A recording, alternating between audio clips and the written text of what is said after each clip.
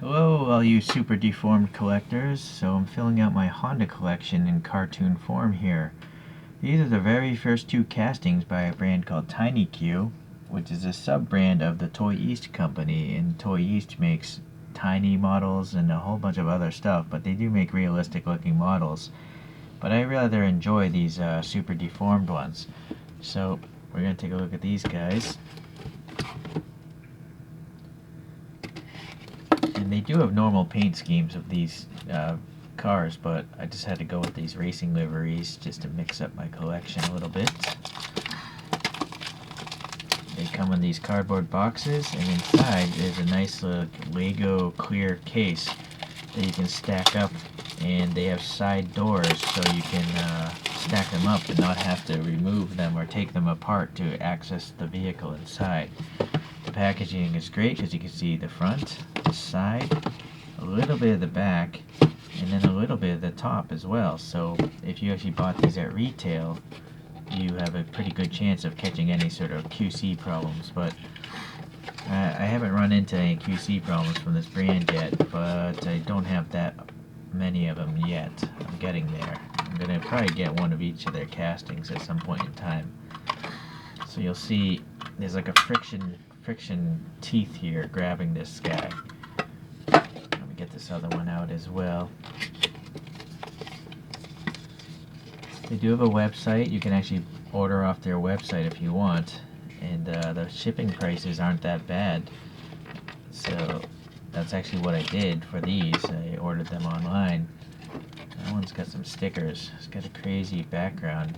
And this Jaccs company is some sort of credit financial company, and so obviously if you're in finance you have plenty of money to sponsor race cars. Alright, this one also has like some stickers here, so I might as well pull this out here. So I'll just quickly show, you know, how these, just like Legos, yeah, they do stack, and you could, you know, stagger them as well, like Lego blocks too, but honestly, mine just go into a different storage thing. I don't have room for all these display cases. Alright.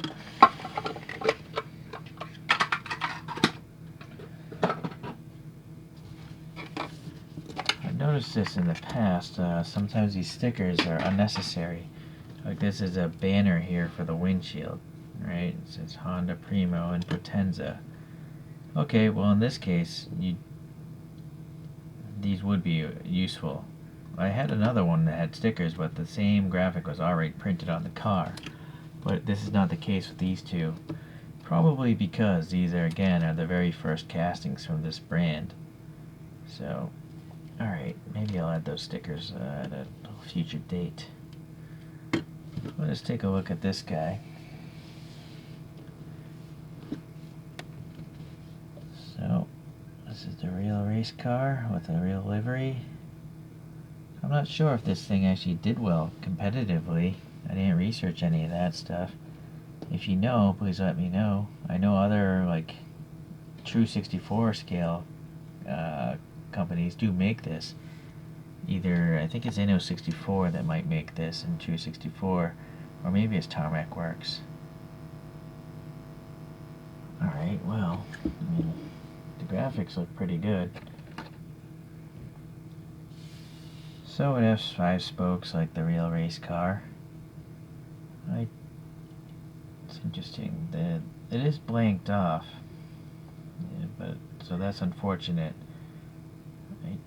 I'm not sure why they did that. The back one doesn't look like it's blanked off. See, there's air passing between the back wheel. You can see my, hold on, it's hard to tell on black wheels. But yeah, you can see light shining through the back wheel, right? But I just don't understand why the front wheel would be blocked off like that. It's very strange to me. I mean, I would think they would even use the same wheels front and rear and just have different tires like choro-q. But, well, anyways, I can't explain that. I will also notice from the side view, the side blocks are different. Granted, they are totally different height tires, but look at the side blocks on the rear tire, much finer than the side blocks of the front tire. So looking at the bottom, well, they actually are similar treads. I guess that's just a result of maybe, you know, combining, shrinking down the sidewalks from here to there. Alright, so these have a metal base, this TinyQ Pro. The Pro means it has a metal base, and you can actually steer the front wheels by turning this thing. So that's pretty cool for, you know, different posing. But this thing actually has a spring motor in it, so it'll actually take off and do a turn if you want it to. I just like it for the posability of it. I think that's pretty neat. Okay, there's a screw on the front and probably a hook. Oh no, these two tabs are running into the plastic body.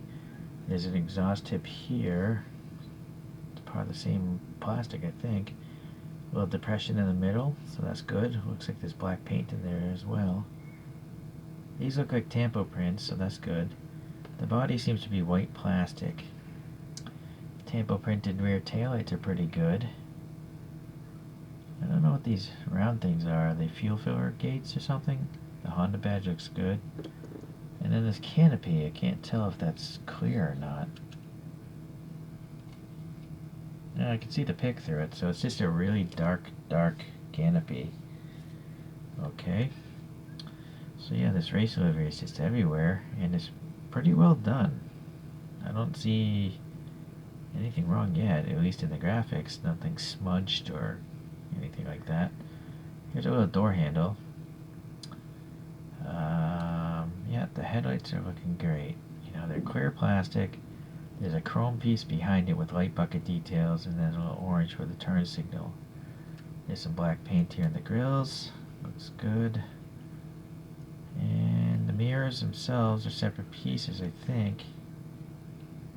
Yeah, I would think they have to be separate pieces. But they have a reflective sticker in them, so that's nice and realistic. I like that. It's funny, they're like realistic things on a car that's not supposed to be really realistic. It's an oxymoron, right? Makes no sense, but my brain doesn't make any sense. Okay, well, so that's that guy. This next one, this EK9 here. So, not the same wheels. These are more angular. And these are 5 spokes versus 6 spokes. This has 4 lug nuts. This one has 5 lug nuts. And actually, looking at the real photographs, that is realistic. Actually, before I forget, let's pull this up and just show you. Show it next to a real car so you can see how deformed it is. Alright. Seemed to have pulled up the wrong photo. This one's got some side vents there, so I apologize for that. Okay, well, also it's a race car. It's got different stuff going on. Although I couldn't really find a EK9 in Jaccs in a search. I'm not sure if this livery actually existed on an EK9, because you'll notice there's no racing number. So this might be a fantasy livery, and they just reused its casting, you know, which comes in normal road colors. Okay, so same tires and all that stuff. And then, yeah, tampo printing, reflective sticker, and the mirrors there. The headlights are even better on this one because they're larger. You can see, you know, the clear over the chrome, and there's a little orange there on the blinker. Really fine texture on the grill on this guy. Yeah, is it a dark canopy? Yep, same dark canopy. Same type of base. But the bases do have different printing on them. That says EK9, this says EG6. So they do actually change the base just for the text. So that's a pretty cool amount of effort, I guess. I think they would be smarter if they just made a blank bottom and just tampo printed instead of making a whole new mold just for this body, right?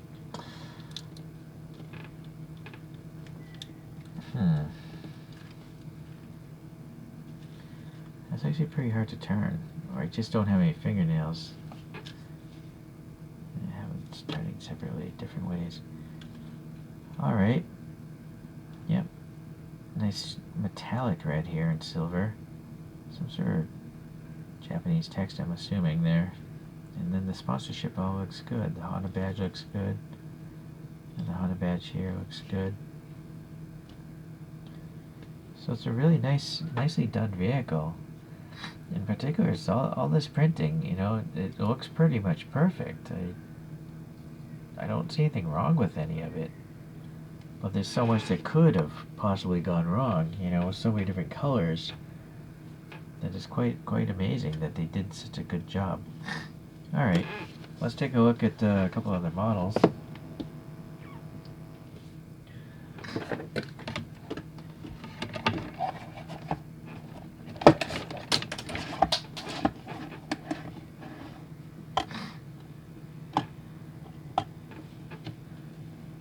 I don't actually have a 1/64 scale Honda Civic, so I apologize for that.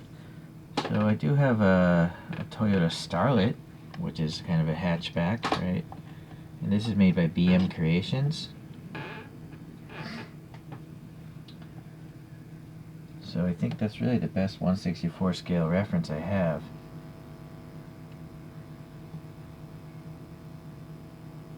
I guess it's not that important. I mean, these are cartoon cars, right? So they're not...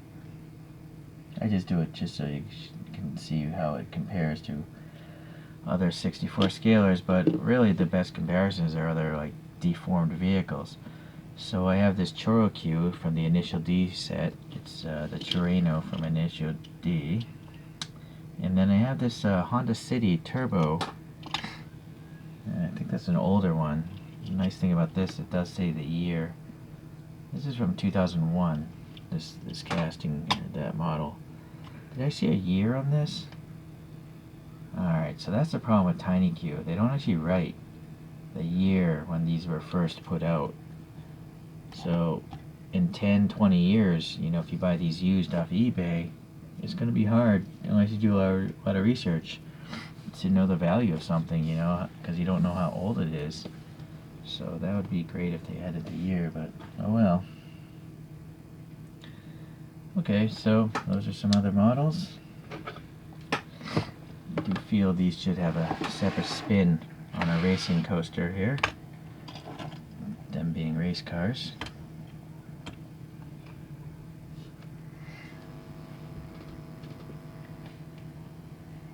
Alright, so if these are the very first castings from TinyQ, I think they did a good job, because they look just as good as the other TinyQs I have, which are much further down the line. So yeah, they started off well, and I think again it's because they're part of a larger toy company, you know, that makes true scale vehicles and different scale vehicles. So if you look up Tiny, they make construction vehicles and large trucks and stuff like that. And well, anyways, alright, so I definitely like this brand, and there will definitely be more videos to come regarding this brand, and hopefully you'll be around to watch. See ya.